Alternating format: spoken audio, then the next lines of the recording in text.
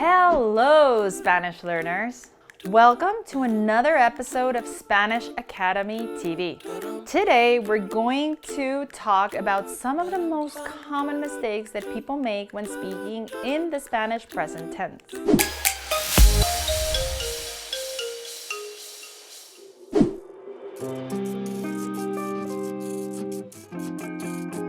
Have you ever felt like you were actually making progress in your Spanish and out of nowhere come those pesky present tense conjugations to bring you back down to earth? It doesn't have to be that way. Let me tell you a little secret. They are not the problem. The problem is the way you think about them. Maybe the most difficult part about learning Spanish is to stop thinking in your native language.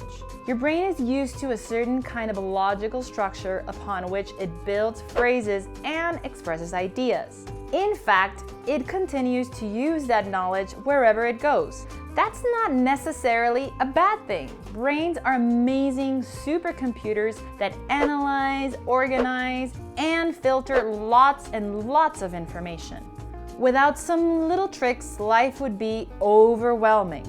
That's because grammar structure changes from one language to another, and the logic needed for one may not work for the other. So, I'm here to tell you to forget about everything you know about the present tense in English and get ready to take a deep dive into the strange world of the present tense conjugations in Spanish. The first thing that you need to know about the present tense is that in Spanish, we have three different versions of them: simple present, continuous present, perfect present. To complicate matters more, the present tense in Spanish can be used to express past, present, and future, and its conjugations vary depending on the spelling and stem vowel of the verbs. And let's not forget the moods. Indicative, the most common. Subjunctive, the weirdest. Imperative, quite unique actually. No wonder the present tense conjugations create so many headaches for new learners of the language. I'm going to recommend you to visit our blog and check out our two-part series named Present Tense Verbs in Spanish. Common mistakes that people make when using the present tense conjugations and how to avoid them. Number 1. Using infinitive instead of the imperative mood. It doesn't use tenses, as you only use it when giving an order, a warning, or a threat. When you do any of those things, you refer to the exact moment when you issue the order of command. Only works in the second person, which makes perfect sense as you can't give an order to yourself or to him or her. Let's say that you want to say the following sentence in Spanish. Call me when you get home. The common mistake people make here would look like this. Llamarme cuando llegues a casa. See how the verb is in infinitive llamar and adds a reflexive pronoun me to indicate who that person has to call? Forget about that. The right way to say it is using the imperative. Llámame cuando llegues a casa. To avoid this common mistake, you just have to remember to never use a verb in infinitive when giving an order, warning, or threat.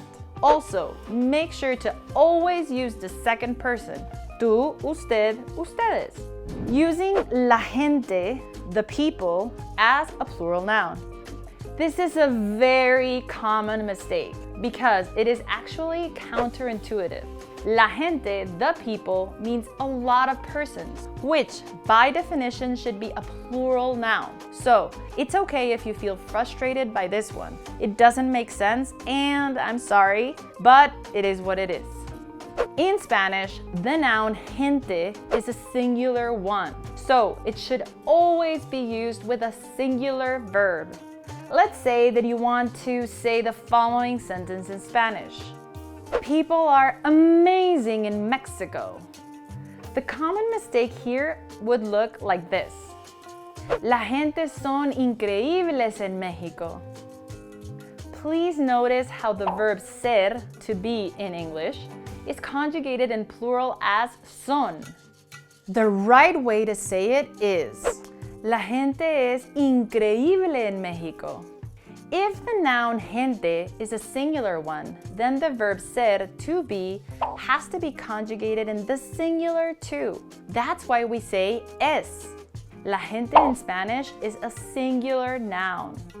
Not using me gusta, I like, as a reflexive verb. In Spanish, we have something called reflexive verbs. We use them when the subject in the sentence performs an action on itself. This type of verbs always comes with an added reflexive pronoun that can be either me, te, se, nos. In this case, we use the reflexive pronoun me to say me gusta. This mistake happens because the structure of reflexive verbs is different than other verbs. For example, let's use the verb to play, jugar en español, in the following sentence. I play football. The correct translation for that sentence is yo juego fútbol. However, when you try using the verb to like in English, the translation in Spanish gets weird. Let's see. I like football. Using the same structure as with the verb to play, the translation would be like this.